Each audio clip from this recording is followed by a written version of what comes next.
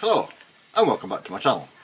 My name is Sean, sometimes known as the Beast, and I thought I'd do another one of the back into my past type things and show a couple of thrash albums that I don't really recall seeing mentioned, or not very often. It's all second tier thrash, there's none of the big boys in amongst this lot. One of them probably should have been, to be fair, but yeah, I thought rather than just keep showing updates and the previous ones showing bits of my collection from the past seemed to get a little bit of traffic, so thought we'd do it again. So first up, this is Amnesia and their album Unknown Entity. It came out in 1991. This is their debut full length. These boys are from Sheffield, and you could almost say this is Sheffield via the Bay Area, because there is a very big nod towards Testament, Megadeth. I mean, you might even say it's not just a nod, it's pretty much I know that riff, I know that passage, but it is an absolutely solid album. I can't remember when I first heard it. It was obviously quite a long time ago. It came out in 91, so probably somewhere around 93 I'll have got a copy of it and thought, yeah, I'll have to look out for that on vinyl. I managed to find a copy, so not too bad. This has got killer riffs all the way through it, and it's got the type of drumming that obviously that you associate with thrash metal. The vocals are, they're pretty melodic, but without being too nice. It's definitely a thrash metal record. I say 1991, probably not the greatest time to be in a thrash band. The inner sleeve, we have some thanks and such like on that side. Picture of the gentleman on that side and the lyrics. The annoying thing about this is that the opening for the inner sleeve is there. No, that's maybe just me. It's only on black wax. It's on Major Records. The centres aren't so bad, but again, yeah, it's one of those albums that if you listen to it, you will, if you're a thrash fan, you will undoubtedly think of, like I say, Testament and Megadeth, especially on some of the more not ballads, but ballady type songs. It's almost like, whew, it's a bit of a carbon copy of a certain couple of tracks, but it's definitely worth listening, and I would think you'd probably be able to find it relatively simply on Discogs and probably even eBay. It's not massively rare or anything like that. It's just a solid, really good thrash metal album. So that's Amnesia and their debut full length Unknown Entity. Next up is an album that I heard probably 88, 89, something like that, and I had it just on a dub tape.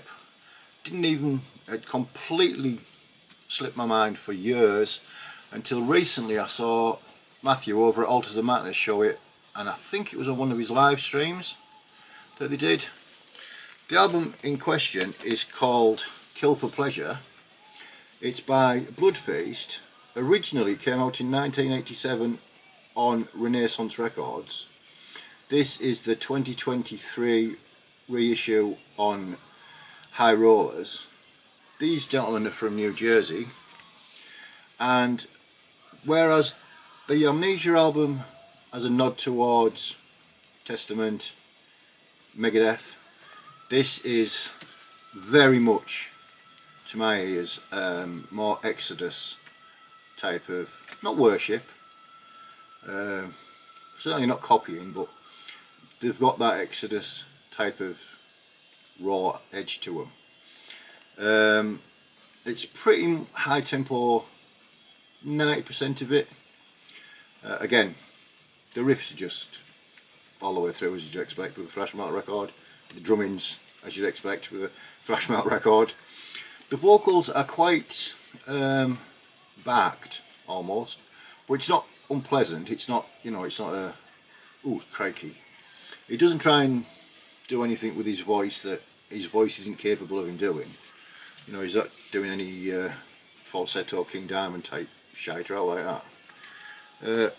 The inner sleeve on this one is the obligatory thrash collage.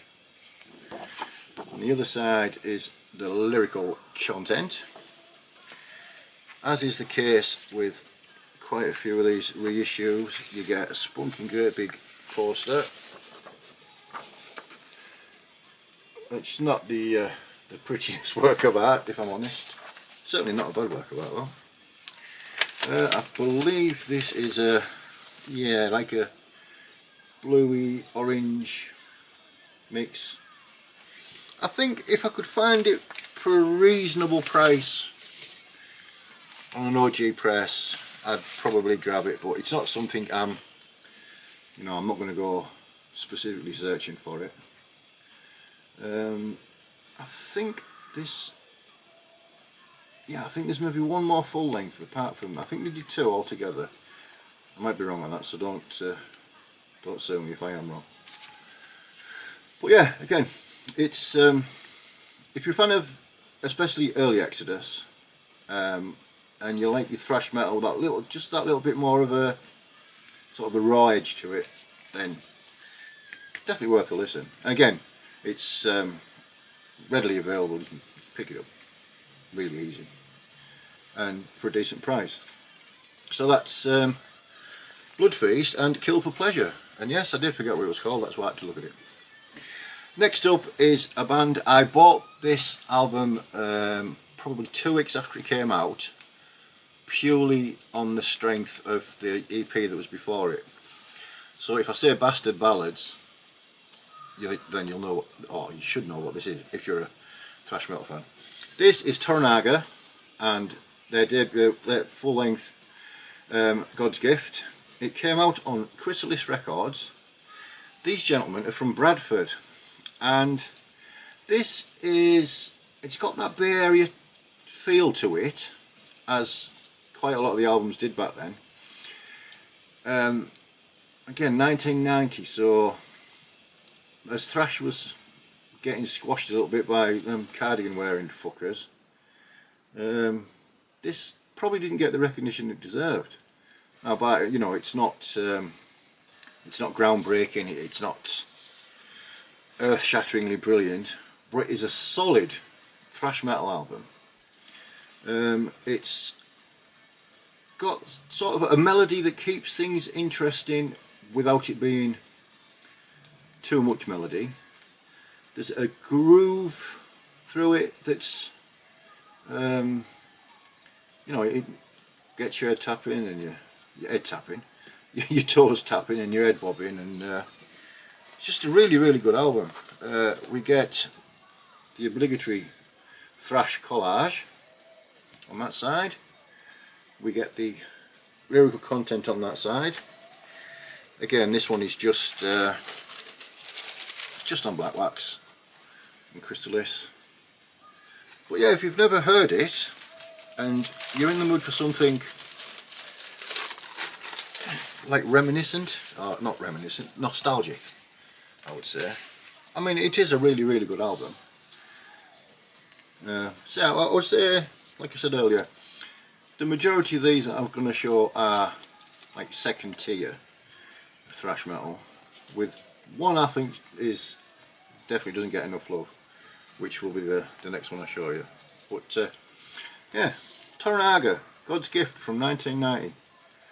Really, really, really good album, and well worth a listen if you haven't already heard it. You may have done. If you have, then play again. Now this next one is an album I've been after on vinyl for a long, long time, and to buy it, it's been been a bit of a search, to be honest, but I finally managed to snag a copy. When did it came in one day last week, and it's been on pretty much permanently since it got here. Now, it's got one of the most horrific album covers ever, and I believe it was Metal Mickey that did show or explain about the album cover on one of his, might have been on a live stream again, I'm not sure now. This is Snow White and Act of God. Now, this is their second full length according to Metal Archives. It says their first full length was an album called All Hail to Thee, but I was led to believe that that was more of a just an EP. Anyway, whatever. This is superb thrash metal. It's what did it come out on? Road Racer Records in 1988. Now, I had this again for years and years and years on a copied copy. So the sound quality obviously was shit. Listening to it now, it's got one of the best feels to it. That's probably not a very ideal way of describing what it is. But this is an album that is, to me, this does epitomise thrash metal. Yes, people will go on about Testament and Slayer and Metallica and stuff. And rightly so, obviously. They've earned that right. But this is, for me, probably in the top 10 of my favourite thrash albums. Again, it's took me a long time to find it, and for the price I paid I was more than happy, because I've seen it going for absolutely stupid money, you know, sort of like Death Symbolic type prices and things like that, or OG pressing of Dark Throne's debut and stuff like that. But this is top notch thrash metal. It's got riffs for days, it's got speed, it's got power, it's got melody.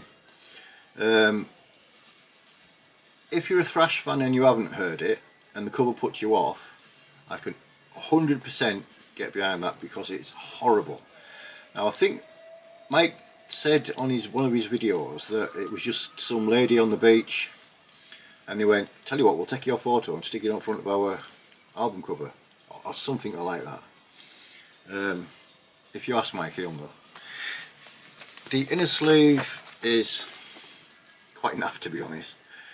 Just a little thanks on that side and lyrical content on that side. It is black wax, as one would expect, on the Roadrunner label. So considering this is an OG from 88, so what's that, 36 years ago, it doesn't look like it's been played at all. And the only, there's a slight crease in this corner, and that was to do with the delivery company, as he grabbed it out of the van by one hand. So he did get a few choice words as he dropped it off, but hey ho, I'm not condoning violence against people trying to earn a living. But yeah, it's absolutely a cracking release. I know they've had quite a few lineup changes, and I don't even know what the name of the other bands are that they've gone on to form or not form, or if there's any intention of them getting back together. But it'd be nice to see if they did, in one way or another, see what else they could come up with, because this is a superb album. So the last one is actually what's playing in the background now. This is a group of gentlemen that are from up north, not far away from where I live. This is only a CD reissue that came out, when did it come out? 2020. This is Hollister and their album Hell House, originally released in 1988 on Power Station Records. Now, I've been trying for long enough to get a version of this on vinyl, and it's as rare as unicorn spunk. I haven't been able to find. I found one copy on Discogs that had no sleeve, I mean, what's the point of that? You know, if I want to just listen to the music, listen to the CD. Plus the CD's got some live bonus tracks on it as well. But these gents are from, well, Darlington, the Darlington and Durham area.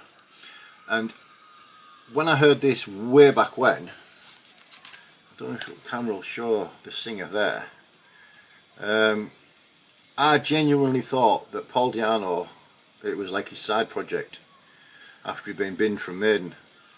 Because if Iron Maiden were to ever make a thrash metal record, back when Di'Anno was a singer, it would have been this one. The book has got some quite interesting little tales and photos and such like. Have we got the obligatory, or have we not? But yeah, this is a really good thrash metal record. It's heavily influenced by the new wave of British heavy metal. There's the obligatory collage, obviously. If you haven't heard it, and you can get a copy from somewhere, or even just, I'll link all these downstairs in the comments. It's absolutely mint. It's a proper gallop fest. You know, if somebody said, "Oh, it's Steve Harris playing bass guitar for that band," that's Dave Murray and Adrian Smith playing guitars for that band, you wouldn't, to be honest, you probably wouldn't think, well, what's he been smoking? It's a proper good, just a fun thrash metal album.